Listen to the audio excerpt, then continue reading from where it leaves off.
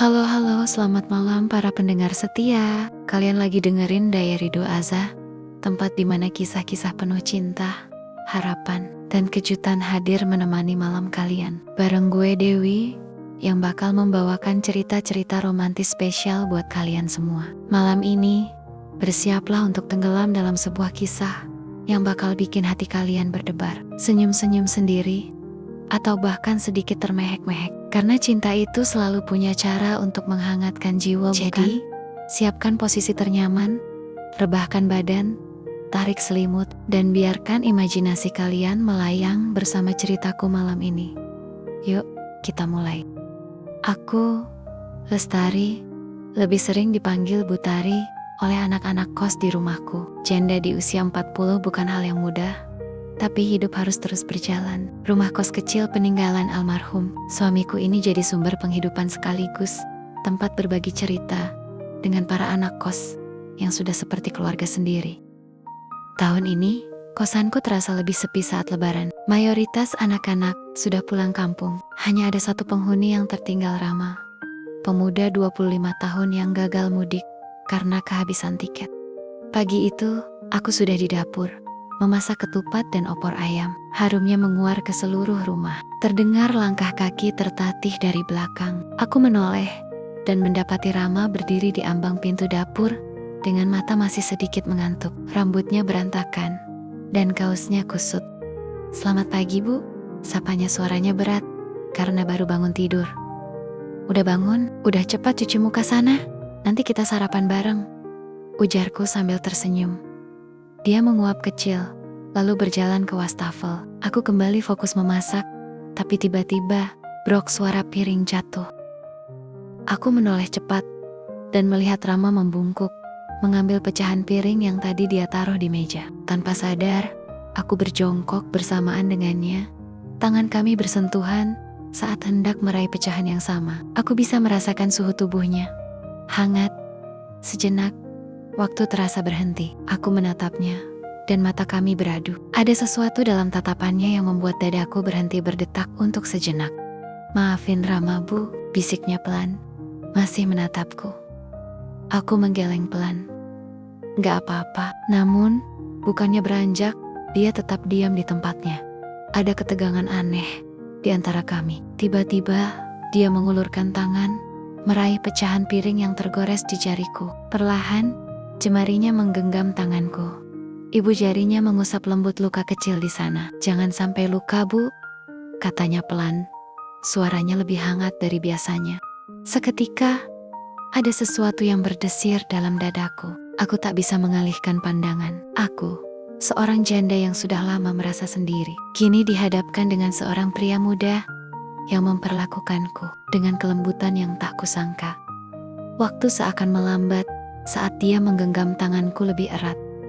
Napasnya terasa dekat, dan aku bisa melihat ketulusan di matanya. Detik berikutnya, aku tak tahu siapa yang lebih dulu mendekat, tapi tiba-tiba, dia menarikku dalam pelukan hangatnya. Aku seharusnya menolak, seharusnya menjaga jarak, tapi ada kehangatan dalam dekapan itu yang membuatku tak ingin pergi. Aku membiarkan diriku larut dalam momen itu, membiarkan hatiku terbuka pada perasaan yang sudah lama kusimpan rapat-rapat.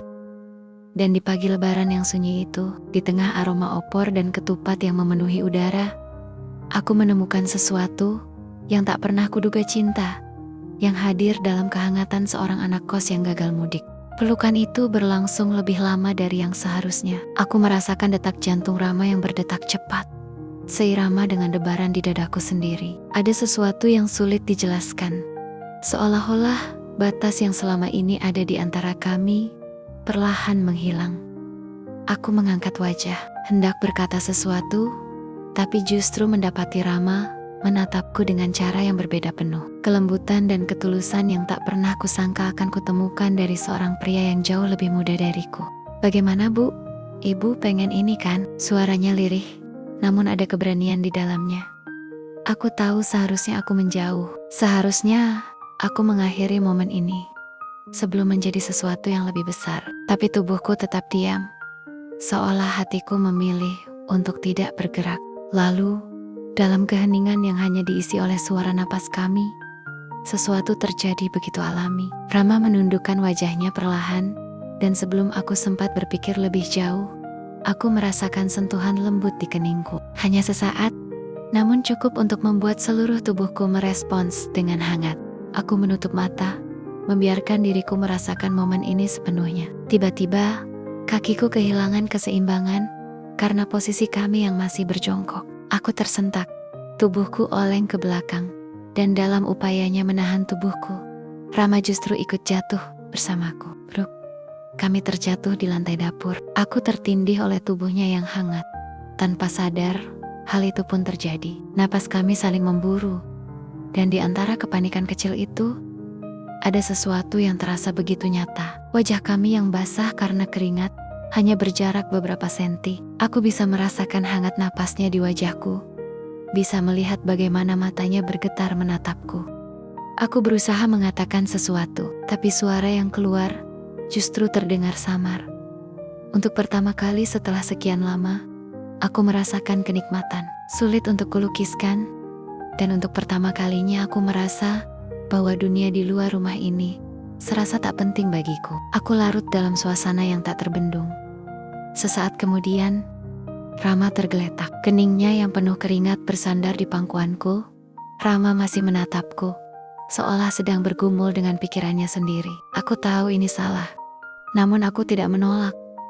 Aku merasakan sentuhan yang begitu lembut, penuh kehati-hatian, penuh perasaan. Segala yang terjadi di pagi itu mengalir begitu alami, tanpa ada satupun kata yang perlu diucapkan. Aku tidak tahu apa yang ada dalam pikirannya.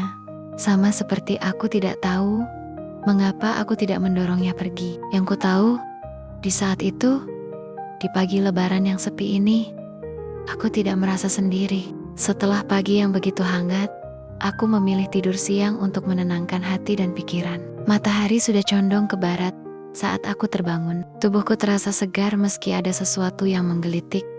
Di dalam dada sebuah perasaan yang sulit ku definisikan. Perasaanku masih terbayang akan suatu hal yang aku lakukan bersama Rama tadi pagi. Biarlah, aku segera mengambil handuk, berniat mandi sebelum menyiapkan makan malam. Saat itu aku hanya berbalut handuk, dan dengan langkah santai, aku berjalan ke kamar mandi di ujung lorong kosan. Suara gemericik air terdengar samar, membuatku berpikir bahwa Rama mungkin lupa mematikan keran. Dengan spontan, aku membuka pintu. Begitu daun pintu bergerak, embusan uap air hangat menyapu kulitku. Dan di sana di bawah pancuran air yang jatuh deras dari shower aku melihat Rama.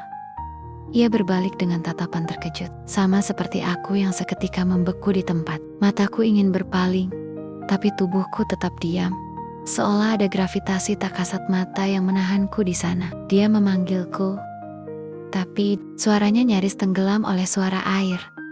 Aku seharusnya mundur, seharusnya menutup pintu dan pergi, tapi langkahku justru bergerak maju, tanpa ku sadari, tanpa mampu ku hentikan. Mungkin karena udara yang hangat, atau mungkin karena debaran di dada yang sejak tadi tak kunjung reda. Rama tetap berdiri di tempatnya. Matanya berbicara lebih banyak daripada kata-kata. Ada sesuatu di sana, sesuatu yang lebih dalam dari sekadar keterkejutan. Dan kemudian, semuanya terjadi begitu saja.